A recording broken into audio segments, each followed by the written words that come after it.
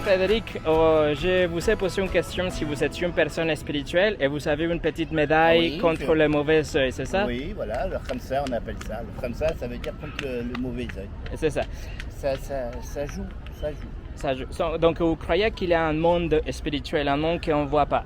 Oui, tout à fait. Oui, tout à fait. Ok, vous croyez en Dieu, forcément? Bien sûr que je crois en Dieu. Okay. Et donc, qu'est-ce que vous pensez que ça se passe après la mort?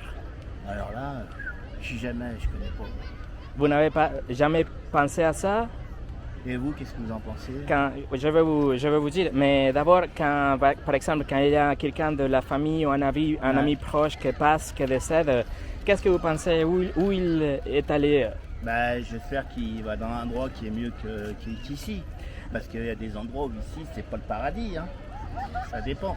Monsieur Frédéric, vous pensez donc qu'il y a le paradis pour les bons et il y a l'enfer pour Probablement. Pour les méchants? Je l'espère, ce serait une injustice. Ah, c'est ça, j'aime bien ça. Pourquoi une injustice? On va parler de ça. Pourquoi ça serait une injustice s'il n'y a pas le paradis et l'enfer? Parce que je pense qu'il y a beaucoup de gens qui sont passés à travers les mailles du filet et un jour ou l'autre, ils disent je suis passé à travers, toute ma vie j'ai fait le mal. Je m'en suis bien sorti, mais j'espère qu'un jour ou l'autre, je ne souhaite pas le mal, mais j'espère qu'ils auront des comptes à rendre quand même. Je ne souhaite pas du mal à personne. Mais je suis d'accord avec vous, parce que par exemple, si Dieu existe, et on a parti du principe que Dieu existe, il doit forcément être quelqu'un de bon, de juste. Oui. Donc par exemple, il y a Hitler qui a tué 6 millions de personnes. De juifs, moi je suis. Ah, vous êtes juif? Oui, ok. Oui. Donc il a tué des juifs, plus de gitans, plus de homosexuels, plus de noirs, etc. Donc, et il a, à la fin de sa vie, il s'est donné un balle dans la tête. Et... C'est pas sûr. Oh, peut-être, mais bon, c'est l'histoire. Mais je veux dire, s'il n'y a rien après la mort, ça veut dire qu'il a fait tout ça et il n'y a pas de justice. Donc il y a un sens. Il doit avoir un lieu pour le méchant et un lieu pour les bonnes personnes. Chez nous, il a dit que tout le monde va au paradis, mais il y a une période où on va d'abord passer par un endroit pour purger sa peine, comme en prison, là. Vous parlez de purgatoire? Purgatoire, et après, on est obligé d'aller au paradis. Ça veut dire que vous avez un arrière-plan catholique, c'est ça? En fait, c'est les catholiques, ils ont un arrière-plan juif. Après, ils ont inventé des nouvelles trucs, mais la base des bases, c'est la religion juive. Mais vous pensez qu'il y a dans la Torah, ça veut dire les écritures juives, vous pensez qu'il y a quelque part le purgatoire? Sûrement, oui. Je ne suis pas assez calé dans tout ça, mais je sais que... Vous pensez? Ok, mais vous n'êtes pas sûr, vous n'avez jamais lu? Je crois que j'ai entendu un grand rabbin en parler un jour et ça m'est resté, Monsieur Frédéric, alors, vous connaissez la loi de Moïse, vous connaissez les 10 commandements? À peu près, ne pas voler, de respecter ton père. Exactement. Comme tout le monde. Oui, donc un jour, vous serez devant Dieu, il va voir si vous étiez une bonne personne ou quelqu'un de méchante. Comment est-ce qu'il va vous juger? Qu'est-ce qu'il va trouver? Vous êtes une bonne personne ou pas? Qu'est-ce que vous pensez? Je pense que je ne suis pas trop mauvais. J'aime pas faire le mal gratuitement. Ça se peut que j'en ai fait du mal dans ma vie. Mais je ne peux pas faire le mal pour me faire plaisir, à dire tiens, je lui ai fait ça, tant mieux. Je suis pas comme ça. Je suis pas quelqu'un qui va faire le mal gratuitement. Ça se peut que j'en ai fait. Bien sûr, ça c'est très bien, mais vous connaissez les 10 commandements. Oui. Ça, c'est le standard que Dieu va utiliser pour juger vraiment si on était de bonnes personnes ou pas. Oui, tout à fait. Donc, par exemple, le 9e, ils disent qu'il ne faut pas mentir. Vous savez jamais mentir dans votre vie? J'ai menti. Ouais, si vous savez mentir, si vous dites des mensonges, vous êtes un... Comment on appelle quelqu'un qui dit des mensonges? Je suis un mytho. Un menteur? Un menteur, oui. Ok.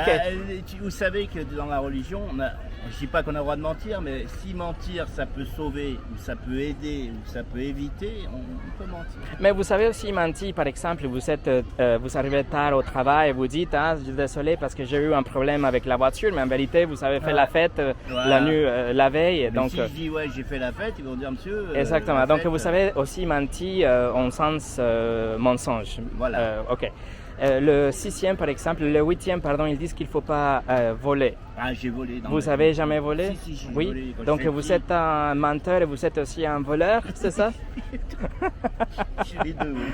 Frédéric, merci pour votre honnêteté. Par exemple, le 6e, ils disent qu'il ne faut pas tuer. Ah non, ça, je jamais. Mais Jésus a dit que si on a la haine vers quelqu'un, on a tué déjà cette personne avec notre cœur. Donc, si on a déjà détesté une personne, par exemple un politicien, un petit ami, un copain, etc., quelqu'un qui nous a trahis, on a déjà tué cette personne avec notre cœur ou dans notre cœur. Ça se peut. Et le septième, ils disent qu'il ne faut pas commettre de l'adultère. Mais encore une fois, Jésus a dit que si on regarde quelqu'un avec la convoitise, avec un désir charnel, on a déjà commis de l'adultère dans notre cœur. Donc, par votre propre aveu, c'est vous que vous avouez que vous êtes un voleur, vous avez commis de meurtre dans votre cœur. Et aussi, j'ai commis mais dans votre cœur et aussi de l'adultère dans votre cœur. Le premier commandement, ils disent qu'il faut adorer Dieu par-dessus de toutes les choses. Vous avez fait ça tous les jours de votre vie. Le 12e, oui. Qu'il ne faut pas avoir des idoles. Donc, si on a eu des idoles, on a déjà commis, par exemple, des religions, des traditions, des choses. On a déjà commis ça aussi. Le 10e, ils disent qu'il ne faut pas convoiter. Si on a fait ça, on a déjà transgressé la loi. Donc, j'ai une mauvaise nouvelle. Ouais, je passerai pas. On ne passerait pas. Non. Et cela me concerne parce que si Dieu est juste, il doit vous envoyer en enfer. Vous comprenez ça? Oui, tout à fait, oui. J'espère qu'il sera indulgent. Amen. Mais comment ça passe avec le juge de Lyon, par exemple? Si vous êtes devant le juge de Lyon et il vous trouve coupable de 10 crimes horribles, vous savez voler la banque, vous savez tuer le garde, vous savez, etc. Et vous dites, mais donne-moi miséricorde, laisse-moi partir. Est-ce qu'il va le faire? Non. Non, parce que s'il est un bon juge, il doit faire vous punir. Oui. Mais chez les musulmans, il est dit qu'une fois que tu as fait une fois que tu as shahid, ça veut dire que tu auras tué 1 million de personnes, mais un jour avant ta mort, tu shahid, ça veut dire tu dis là, tout ça, c'est une phrase. Eh ben, t'es neuf comme si un nouveau-né. Mais vous êtes d'un arrière-plan juif. Alors, comment ça se passe le mélange? Les juifs aussi, ça y dit un petit peu. Les juifs, une fois qu'on fait la teshuva, teshuva, ça veut dire le retour vers Dieu. Je ne dis pas qu'il pardonne tout, mais il est plus conciliant peut-être. Ok, mais encore une fois, avec les juges de Lyon, avec les juges de Cannes, ça ne passerait pas. Et la justice avec Dieu, ça va être 1000 fois plus pire, plus sévère. Il est saint, il est 3 fois saint. Vous savez, dans la Torah, il y a le prophète Esaïe. Oui. Dans le 6e chapitre, ils disent qu'il avait une vision de Dieu et il avait les anges qui se couvraient les yeux parce qu'il ne peut pas voir Dieu directement, tellement il est saint, qu'il est digne, etc. Donc si les anges ils se couvrent les yeux parce qu'ils n'arrivent pas, imaginez-vous combien nous on doit avoir cette crainte, cet respect, cette révérence. Mais je suis Alors, très respectueux. Messieurs, oui, mais voilà, la mauvaise nouvelle c'est ça, monsieur Frédéric, que nous ne passerons pas le test. Il doit nous envoyer en enfer. Donc qu'est-ce qu'on peut faire pour échapper, pour satisfaire la justice de Dieu? Qu'est-ce que vous pensez? Normalement, il faut faire la teshuva. Je vais vous dire ce que la Bible dit, le Nouveau Testament. Il dit que Dieu a tant aimé le monde qu'il a envoyé Jésus le Messie. C'est lui qui était prévu, prophétisé pour venir exactement pour sauver son peuple, le peuple juif, mais aussi les non-juifs qui vont croire en lui. Jésus a donné sa vie pour payer l'amende devant le juge. Le juge de l'univers, il peut voir que quelqu'un a payé pour vous et il peut vous laisser partir. La justice était satisfaite dans la mort de Jésus, la vie parfaite de Jésus, mais aussi dans sa résurrection.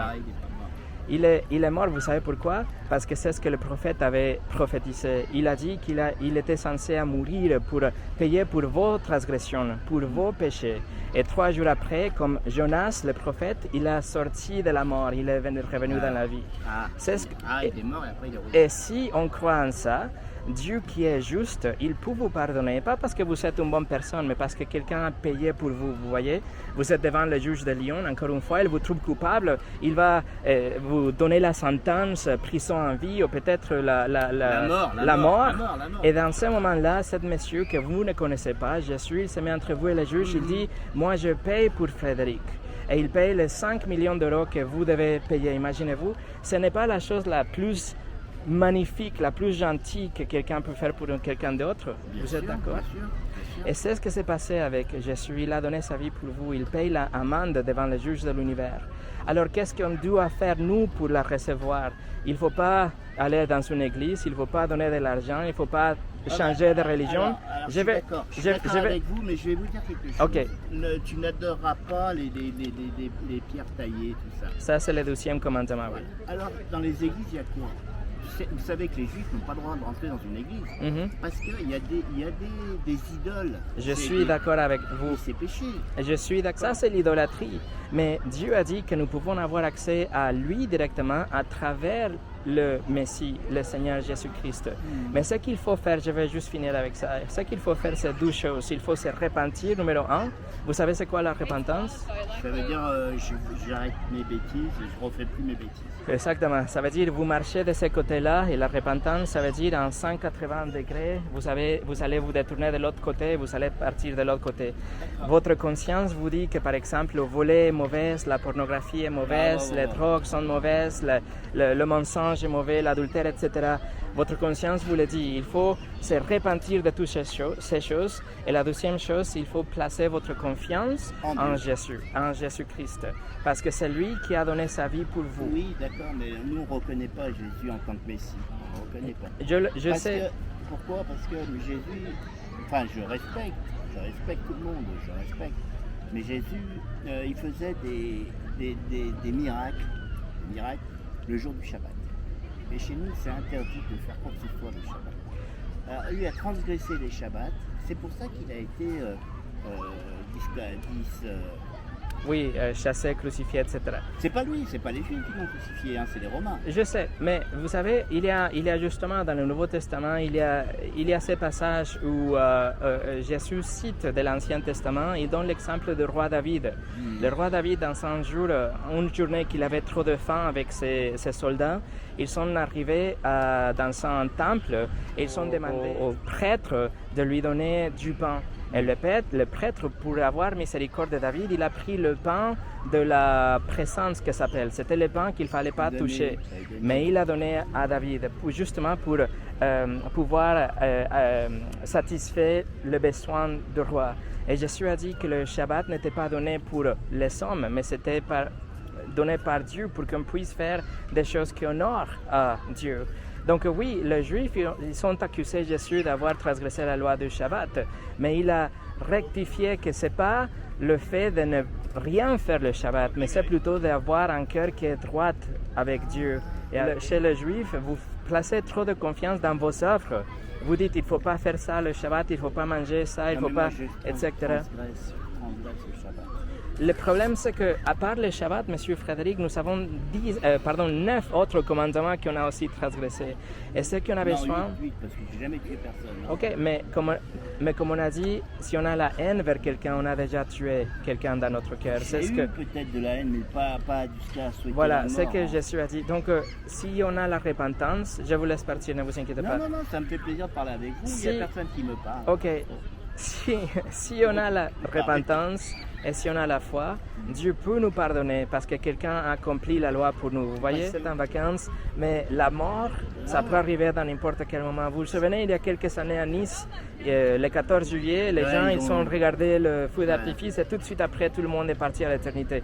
Ça peut nous arriver pas par les mains d'un terroriste, mais la mort peut arriver dans n'importe quel moment. Et ce jour, vous avez la promesse de Dieu du Juif que vous serez devant lui. Et si vous avez transgressé la loi, vous serez envoyé en enfer pour l'éternité.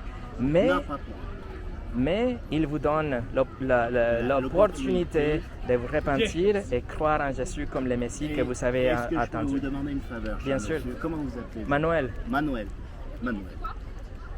Pourriez-vous, s'il vous plaît,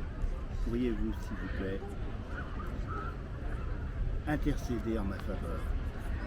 Faites-moi une petite prière. bien sûr, je vais prier avec vous avec plaisir, mais il faut que vous compreniez ce que je vous dis.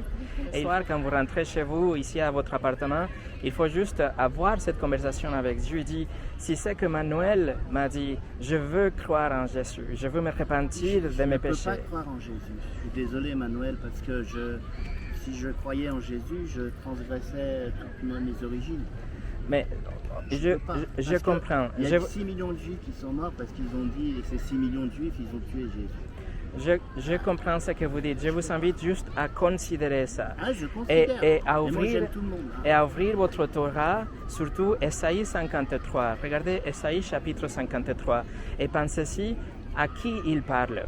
De qui il parle? Il parle de quelqu'un qui était transpercé, de quelqu'un qui a pris en lui la transgression du monde, quelqu'un qui a été l'agneau de Dieu. qui a pris en lui le Mais péché ce du qu'il faut monde. savoir, c'est que toutes les malédictions qu'on a eues, c'est marqué dans la Torah. Tout ce qu'on a eu, c'est marqué. C'est ça. Ils ont dit si on ne fait pas, on aura tous ces... On les a eus. C'est ça. Pendant des millions d'années, on a été tués, on a été C'est ça. massacrés. Et bizarrement, on est encore là. Il n'y en a pas beaucoup. Hein. C'est ça, je suis d'accord avec On vous. est encore Dieu là. est riche en miséricorde et il donne au peuple juif, au peuple d'Israël, cette opportunité. Je vais juste finir avec ça. Je vous remercie beaucoup et je vais prier pour vous.